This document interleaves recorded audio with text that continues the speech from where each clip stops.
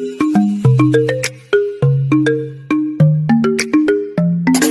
Everyone, कैसे हैं आप सब लोग। आई होप आप सब लोग अच्छे होंगे। सो आज की इस वीडियो में हम डिस्कस करने वाले हैं ज़ीरोफ्थैल्मिया के बारे में। बेसिकली मैं आपको बताऊंगी कि ज़ीरोफ्थैल्मिया क्या है और ये ज़ीरोफ्थैल्मिया जो डिजीज है वो हमारी आंखों को कैसे इफेक्ट करती है। देन इससे बचने के लिए हमें क्या करना चाहिए, इसकी इटियोलॉजी क्या होती है, इसके WHO के अकॉर्डिंग इसकी कितनी टाइप्स की होती है, इसके ट्रीटमेंट की। अगर किसी पेशेंट को ज़ीरोफ्थैल्मिया होता है देन उस कंडीशन में हमें पेशेंट को क्या क्या ट्रीटमेंट देना है। सो इन सब के बारे में हम डिस्कस करेंगे। वीडियो में बने रहिएगा। चलिए वीडियो को स्टार्ट करते हैं। तो सबसे पहले मैं बात करूंगी ज़ीरोफ्थैल्मिया। बेसिकली जो ये ज़ीरोफ्थैल्मिया जो वर्ड आप देख रहे हैं इसको मैं दो भागों में डिवाइड कर देती हूँ ताकि हम इसको और अच्छे से समझ पाए।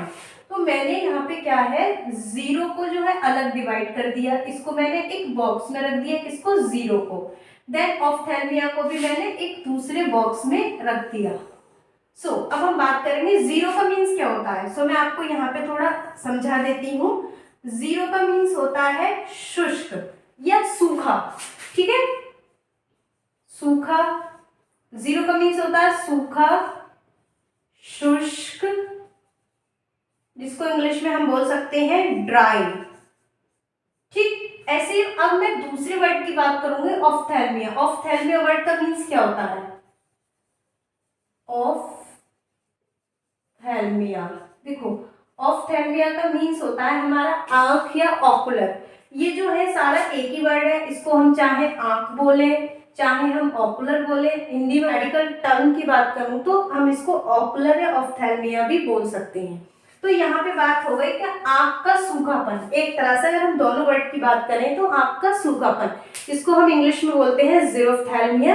देन इसको हम एक वर्ड और बोलते हैं शुष्काशित, ठीक। तो ये वर्ड आपकी समझ में आ गया कि ज़ीरोफ्थैल्मिया बेसिकली क्या है। ज़ीरोफ्थैल्मिया क्या है, एक आंख का सूखापन है। अब हम बात करते हैं कि हमारी आंख में ये कैसे होता है, कितने टाइप्स का होता है। देन इसकी इटियोलॉजी की बात करते हैं, किस वजह से आंखों में हमारे ज़ीरोफ्थैल्मिया हो रहा है, या फिर जो हमारी आंख है वो ड्राई हो रही है या आंख जो है वो सूखी सूखी हो रही है, इस बारे में हम बात करेंगे। अगर मैं इसकी इटियोलॉजी की बात करूं तो इटियोलॉजी क्या है, it occurs due to dietary deficiency of vitamin A. तो ये किस वजह से हो रही है हमारी आंख में, जो ज़ीरोफ्थैल्मिया जो हमारी आंख में देखने को मिलती है वो विटामिन ए की वजह से देखने को मिलती है, विटामिन ए की वजह से देखने को मिलती है। जैसा कि मैंने सो गाइस, जैसा कि मैंने बहुत सारी वीडियो विटामिन ए के ऊपर अपलोड की हैं, विटामिन ए किस वजह से होता है, विटामिन ए की डेफिशिएंसी की कंडीशन में हमें कौन से टैबलेट यूज़ करनी है, कौन से कैप्सूल यूज़ करने हैं, देन हमें अपनी आंखों को फिट रखने के लिए कौन कौन सी दवाइयाँ डालनी है। इन सब के ड्राइनेस के लिए भी मैंने काफ़ी दवाइयों की वीडियो अपलोड की है, लाइक आपका लुबिस्टार हो गया, लुब्रिकेटिंग आई ड्रॉप हो गया, फ्रेश टीयर हो गया। इस तरह से बहुत सारे मैंने इसके ट्रीटमेंट क्या है आपके साथ शेयर किए हैं। अगर आपने नहीं देखे तो वीडियो जाके चैनल पे देख लीजिएगा। सो अब हम बात करते हैं, जैसा कि मैंने बताया था, ये जो ज़ीरोफ्थैल्मिया जो हमारी आंखों में देखने को मिल रहा है वो विटामिन ए की वजह से मिल रहा है। नॉर्मली क्या होता है, हम डेली रूटीन में विटामिन ए नहीं ले पाते हैं, जिसकी वजह से हमें काफ़ी आंखों में दिक्कत देखने को मिलती है। अगर मैं इसके WHO के क्लासिफिकेशन के अकॉर्डिंग में बात करूं तो इसका जो हम WHO ने जो क्लासिफिकेशन किया था 1982 में, तो उसके अकॉर्डिंग हम बात करते हैं तो ये जो है हमारे जो ज़ीरोफ्थैल्मिया की वजह से जो हमें दिक्कत देखने को मिलती है उसके टाइप्स है XN, X1A, X1B, X2, X3A, X3B, XS, XP। XN का मीन्स क्या होता है, XN का मीन्स होता है नाइट ब्लाइंडनेस। अगर किसी को नाइट ब्लाइंडनेस हो गया तो उसको हम एक्सेंट भी बोलते हैं। नाइट ब्लाइंडनेस की कंडीशन में उसको क्या है, हम रतौंधी भी बोलते हैं। नाइट ब्लाइंडनेस में बेसिकली होता क्या है कि शाम, अगर किसी को नाइट ब्लाइंडनेस हो गई है या फिर उसको रतौंधी की दिक्कत हो रही है तो उसको क्या है, दिन में तो क्लियर दिखाई देगा, देन जैसे ही शाम होगी तो उसको दिखना क्या है, बंद हो जाता है एक तरह से, ठीक। अब हम बात करते हैं X1A। X1A को हम बोलते हैं कंजक्टाइवल जीरोसिस। अब यहाँ पे क्या है, जीरोसिस वर्ड आ गया। आई होप आप लोग समझ गए होंगे कि जीरोसिस का मीन्स क्या होता है, ड्राई या सूखा।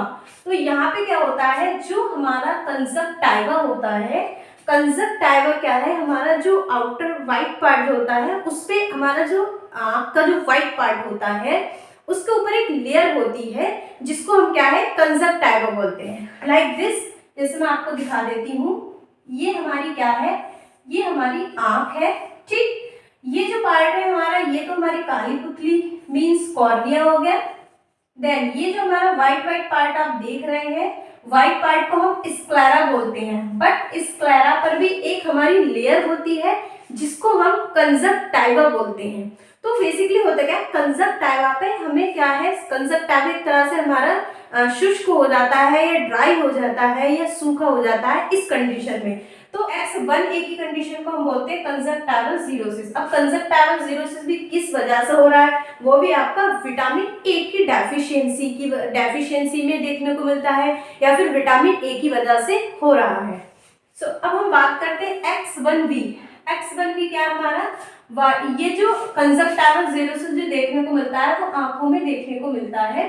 उसकी भी टाइवल जीरोसिस कैसा दिखाई देता है, जैसे कि आप स्क्रीन पर देख पा रहे हैं, कंजक्टाइवल जीरोसिस हमें कैसा आंख में दिखाई देता है। तो आप पिक देखकर इजीली आप फोटो देख लीजिएगा ध्यान से वीडियो में, और अगर आपको कोई ऐसा पेशेंट देखने को मिलता है तो आप इजीली उसको पहचान लेंगे कि इसको कंजक्टाइवल जीरोसिस हो गया है।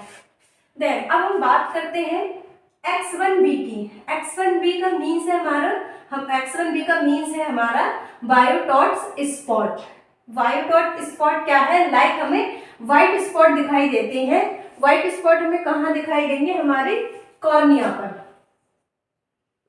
जो हमें व्हाइट स्पॉट दिखाई देते हैं वो हमारी कॉर्निया पर दिखाई देते हैं, ठीक। व्हाइट स्पॉट हमें कॉर्निया पे दिखाई देंगे किस कंडीशन में, जब हमारा विटामिन ए की डेफिशिएंसी क्या है X1B, जिसको हम व्हाइट स्पॉट बोलते हैं। व्हाइट स्पॉट हमें कॉर्निया पे दिखाई देंगे किस वजह से, विटामिन ए की वजह से।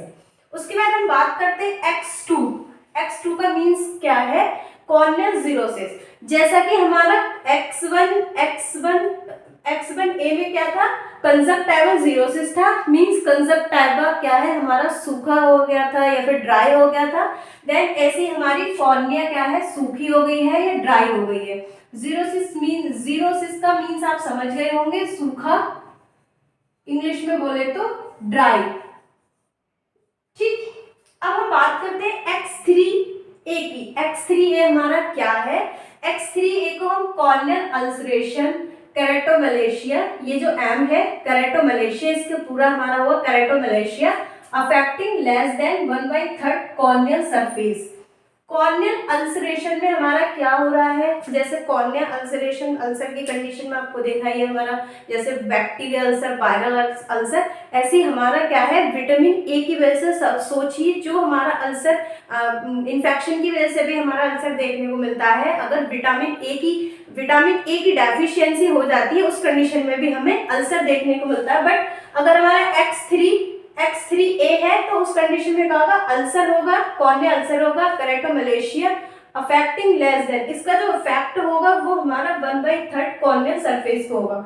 मतलब अगर कॉर्निया का, मान लीजिए ये कॉर्निया को हमने 3 भागों में डिवाइड कर दिया, तो अगर इसमें क्या है X3A में क्या है, हमारी कॉर्निया का एक ही भाग इफेक्ट होगा।